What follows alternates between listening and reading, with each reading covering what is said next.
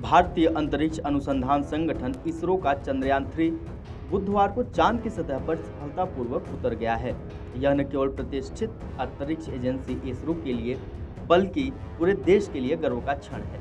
चंद्रयान-3 का सफलतापूर्वक उतरना बड़ी उपलब्धि तो है ही, इसके साथ ही इसरो की लाइनअप भी तैयार है।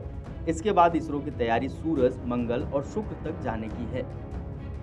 आपको बता दें कि इसरो का गगनयान मिशन भारत का अंतरिक्ष में मनुष्य भेजने की ओर पहला कदम है। गगनयान मिशन 2022 में लॉन्च हो जाना था, लेकिन देरी से चल रहा है।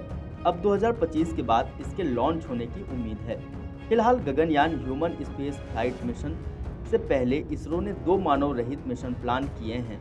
इसरो अगले साल की शुरुआत में पहला मानव रहित फ्लाइट टेस्ट करने वाला है। इस यान को व्योम मित्र नाम दिया गया है। हाफ ह्यूम नाइट के तौर पर इसकी व्याख्या की जा रही है। यह इसरो के कमांड सेंटर से जुड़ा रहेगा।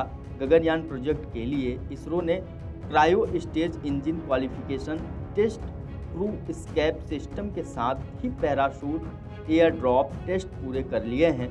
Test vehicle crew escape system के सतीश धवन स्पेस सेंटर में तैयार किया गया है। इसके बाद इसरो सूर्य का अध्ययन करने की तैयारी कर रहा है। इसके लिए सितंबर के पहले हफ्ते में आदित्य 11 को लॉन्च किया जा सकता है।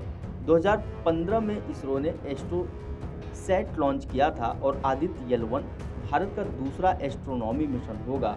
स्पेसक्राफ्ट सूर्य पृथ्वी के सिस्टम में लैग्रेंज पॉइंट 1L1 के पास बने हेलो ऑर्बिट में रहेगा। यह धरती से 15 लाख किलोमीटर दूर है। इस यान की मदद से सूर्य का लगातार अध्ययन संभव होगा।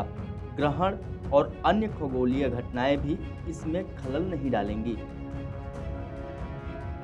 आदित्य 11 को PSLV रॉकेट से लॉन्च किया जाएगा और यह चंद्रयान मिशन की तरह ही होगा।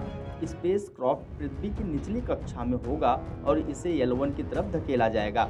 लॉन्च से L1 की ओर इस यान की यात्रा पर 4 महीने की होगी। इस मिशन में 7 पेलोड होंगे। 4 सूर्य की रिमोट सेंसिंग करेंगे और 3 उस पर होने वाली गतिविधियों पर नजर रखेंगे। नासा और इसरो का सार यानी निसार अभियान पृथ्वी के बदले इकोसिस्टम का अध्ययन करेगा। भूजल के प्रवाह के साथ ही ज्वालामुखियों, ग्लेशियर के पिघलने की दर, पृथ्वी की सतह पर होने वाले बदलावों का अध्ययन करेगा। निसार दुनिया भर में सतह पर हो रहे बदलावों पर नजर रखेगा, जो अंतरिक्ष और समय की वजह से नहीं हो पाता। यह हर 12 दिन में डिफॉर्मेशन मैप बनाएगा और इसके लिए 2 फ्रीक्वेंसी बैंड्स का इस्तेमाल करेगा।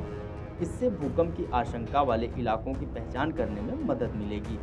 इसकी लागत करीब $1.5 बिलियन होगी और यह दुनिया का सबसे महंगा सैटेलाइट होगा। इसका लॉन्च जनवरी 2024 में प्रस्तावित है। 2800 किलो का यह सैटेलाइट L बैंड और S band synthetic aperture radar उपकरणों से लैस होगा। इससे यह dual frequency imaging radar satellite बनेगा। भारत का दूसरा इंटरप्लेनेटरी मिशन मंगलयान-2 भी प्रस्तावित है। इस बार हाइपर स्पेक्ट्रल कैमरा और रडार भी ऑर्बिट प्रोब में लगा होगा। इस मिशन के लिए लैंडर रद्द कर दिया गया है। भारत का पहला मंगल मिशन मंगलयान सफलतापूर्वक मंगल की कक्षा में पहुंच गया था। लॉन्च व्हीकल, स्पेसक्राफ्ट और ग्राउंड सेगमेंट की लागत 450 करोड़ रुपए थी, जो अब तक का सबसे किफायती मंगल मिशन था। इसरो के मार्स ऑर्बिट मिशन या मंगलयान 1 की सफलता के बाद इसरो की निगाहें शुक्र ग्रह पर जम गई हैं। अमेरिका, यूरोपीय स्पेस एजेंसी और चीन ने भी शुक्र ग्रह के लिए अपने मिशन पर काम करना शुरू कर दिया है। भारत का मिशन वैसे तो 2024 के लिए नियोजित था। फिलहाल इसके 2031 से पहले पूरे होने की आसार नहीं है। सरकार से अब तक आवश्यक मंजूरियां नहीं मिली हैं। भारत भविष्य में अपना स्पेस स्टेशन बनाता है तो उसे अपने स्पेस डॉक की आवश्यकता होगी। इसके लिए स्वदेशी स्पेसडेक्स बनाया जा रहा है। इसका लक्ष्य पृथ्वी की कक्षा में 2 स्पेसक्राफ्ट को डार्क यानी पार करने की तकनीक विकसित करना है। मल्टी मॉड्यूल स्पेस स्टेशन बनाने के लिए यह अहम होता है। इसके साथ ही अन्य ग्रहों पर मनुष्यों को भेजने के लिए मिशन और कक्षा में किसी स्पेसक्राफ्ट में ईंधन भरने में भी भारत महारत हासिल कर लेगा। इसरो जल्द ही climate observation satellite INSAT 3DS launch करने वाला है। इसरो के अधिकारियों के मुताबिक तैयारियां अंतिम रूप ले रही हैं। इसके अलावा आने वाले महीनों में कुछ रक्षा और पर्यावरणीय अध्ययन के सैटेलाइट्स भी लॉन्च होने वाले हैं।